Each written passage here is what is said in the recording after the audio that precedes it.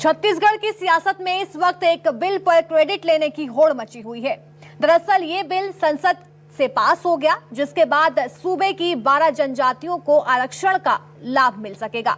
अब बीजेपी और कांग्रेस दोनों ये बताने में जुटे हैं कि उनके चलते 12 जनजातियों को आरक्षण का लाभ मिल सकेगा।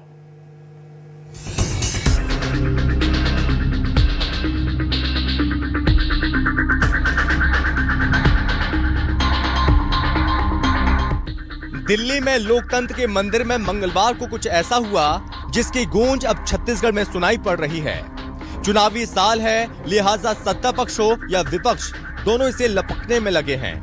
किसी भी कीमत पर इस मुद्दे को अपने हाथ से जाने नहीं देना चाह रहे हैं। तभी तो बीजेपी और कांग्रेस दोनों इसका श्रेय लेने में जुटे हुए हैं।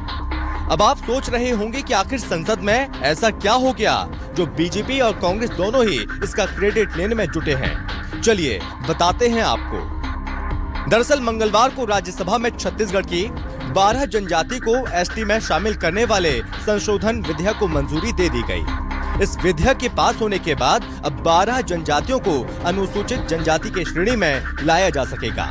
उन्हें उनका अधिकार मिल सकेगा जिनकी अब तक आवाज नहीं सुनी जा रही थी, जिन्हें उनका हक नहीं मिल रहा था और जिसके लिए वो लंबे समय से संघर्ष कर रहे थे। बता दें कि छत्तीसगढ़ में आदिवासी समाज की 42 जातियां निवास करती हैं।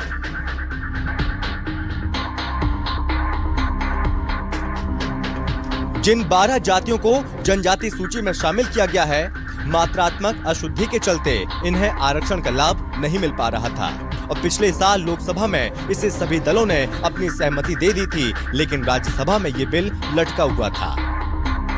यहाँ सवाल ये उठता है कि आखिर जिन जनजातियों को इस संशोधन का लाभ मिलेगा वो कौन है। चलिए बताते हैं आपको। भारिया भूमिया, पांडो पंडो, धनवार, गदबा गोंड, कौंध, कोडाकू, नगेसिया, नागासिया, ये सभी वो जनजातियां हैं। इन सभी जनजातियों को आरक्षण का लाभ मिल रहा था।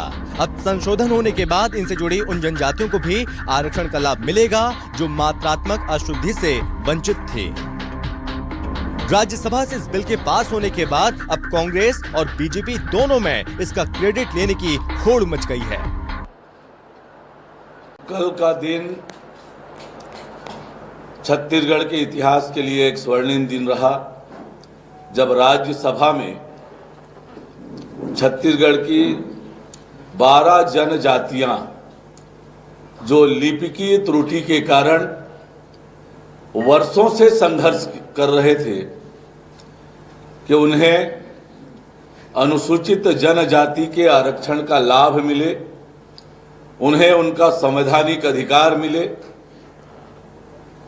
पर उनकी आवाज किसी ने सुनी तो देश के यशस्वी प्रधानमंत्री माननीय नरेंद्र मोदी जी ने सुनी।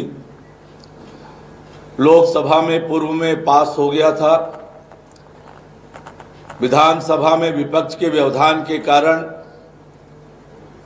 लंबित रहा और अंततः कल वह विधेयक पास हुआ।